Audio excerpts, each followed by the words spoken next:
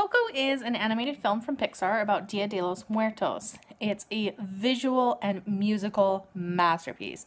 Not only is it beautiful, but it also handles Mexican culture in a tactful way. Coco's director, Lee Unkrich, a white, middle-aged guy from Cleveland, went out of his way to ensure the film was extensively researched so the story could be told in an authentic and respectful way. He didn't want to culturally appropriate, abuse ethnic folklore, or stereotype a subject matter. Coco co-director Adrian Molina and the film's layout and animation manager Jesus Martinez visited Oaxaca, Mexico to do research for the film, particularly into Dia de los Muertos. Not only is Coco based in a real place in Mexico, but it's based in real traditions. So we knew it was very important to do the research, to get every detail recorded, so that when we get back to Pixar and we start deciding what is this town going to look like, what is this grandmother going to wear, what kind of dancing and music are they going to listen to, it can all come from an informed place, said Molina. Artists spent months finding the right look for the characters. With a 97% score on Rotten Tomatoes, I think it's safe to say that the team did their job well. As Sarah Clements from Enthuse put it, Coco will tug at your heartstrings as it explores a culture often neglected and a narrative that is incredibly important in the hopes of continuing the trend of cultural exploration.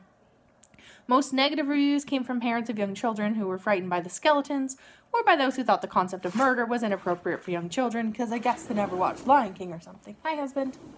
Hello. But according to @Coral Seashell on Twitter, Disney did wrong by the people who inspired this film. Her viral post states, "My boyfriend's family visited the town from the movie Coco. The grandma explained how their town is poor with few resources. Disney interviewed her and her family to use their lives as a plot for their movie that made millions, but Disney is yet to give them a single cent." Pixar movies start as a pitch. Each director crafts a pitch for 3 separate projects. The director then pitches each of these 3 ideas to the creative director. These pitches describe the characters, theme, and setting. If the pitch gets approved, the directors start working on the film. The first part of the film is to research it, which can take up to a year, and this research can influence changes in characters. So, Lee Unkrich had the idea for Coco already. He knew he wanted to tell a story about the Day of the Dead. But could he have gotten this idea for Mama Coco from this lady in Mexico?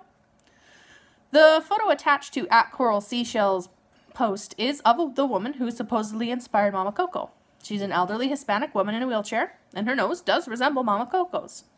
She wears a shawl, her dress looks kind of like Mama Coco's, and she wears her hair in braids, just like Mama Coco. Unfortunately, Pixar doesn't release the names of who they interview or credit them in the film. And my great-grandpa looks just like Carl Fredrickson from Up, so this could just be a coincidence, right? Nope. Her name is Maria Salud Ramirez Caballero. She is 105 years old and lives in Quiroga, Mexico. After Pixar researchers photographed and interviewed her as part of their research for Coco, local authorities named her an ambassador for their region. Since the premiere of the film, local artisans, including the real-life Mama Coco, have noticed an increase in orders for their pottery from all over the world. She says she does not want money from Disney and is happy with the changes the film brought to her community. My sources for this video were Oh My Disney, New York Times, The Mazatian Post, Rotten Tomatoes, Newsday, iFunny, commonsensemedia.org, graphics.pixar.com, and nofilmschool.com. If you enjoyed this video, please hit the thumbs up and subscribe. Thanks for watching. Bye.